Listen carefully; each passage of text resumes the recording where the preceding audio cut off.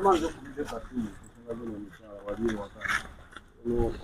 Ono mchala bera anti. Amalo kutosa bali batenga bote nyama. Bali uddawo. Kuse wali kyatugende kyatugende ko se.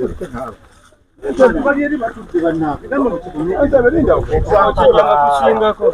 Tuli kansija.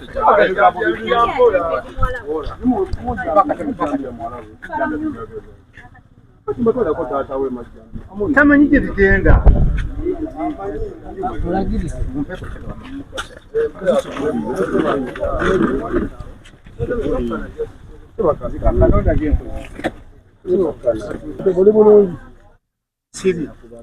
Munzi ndabuzinzi kiki kyenkole mwali mwawukane bumusasane banna kiki kyenkoze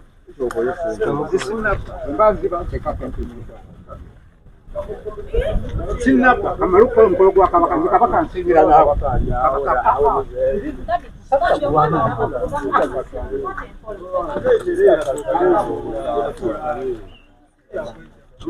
mama naba kiki kye mungira ati kike munjagaza ndeba wata kikezi zoka kiki kyo yaba nimbona nembanga atakula ne bambonya bakulamu ekigambo kimunti abo sagala kuteka kufuni mbona kwe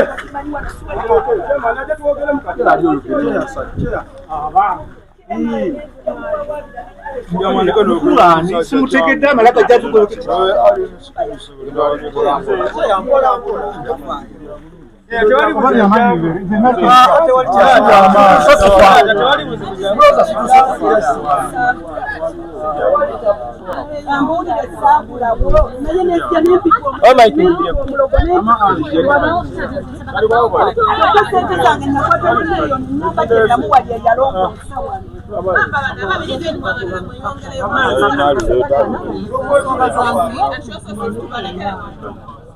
tukoze eki naawe njagala omaleka musanze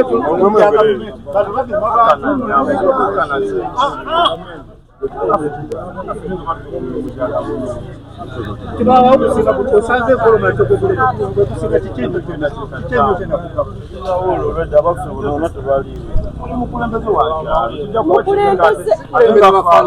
bwemera mukulembeze gyamu mukwata bulungi lwomu naikuta tugira boti kubanga sakola oli bulungi nange mbonyebonye ndaba yennajja nnyambe ndaba yenna gwe kikwatako teri ofiisi gye sitatuuseemu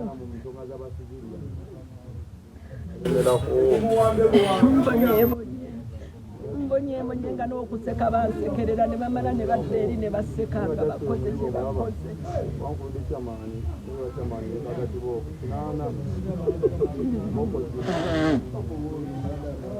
era ye mwennyini nga byakatandika nga basima ekikomera kyange basima enju yaŋŋamba genda omuwawaabira ewaladisi bwe natuuka ewaladisi ndooza baali bamulabye eddanze kyessaamanya ladisi yaŋŋamba kiki owulira kyoyagala nze saagala kuwuliriza mboozi z'ababoodaboda sizaagala ziwulira oba oyagala bakuweewo ssente bakuweewo ssente ne mugamba bampeewo zonna ye zaawulira ezimbyamu zabaakolaki zabampa kyava aseka n'agamba nze saagalawo naye nga kirabika ayagala kutwalirawo bwere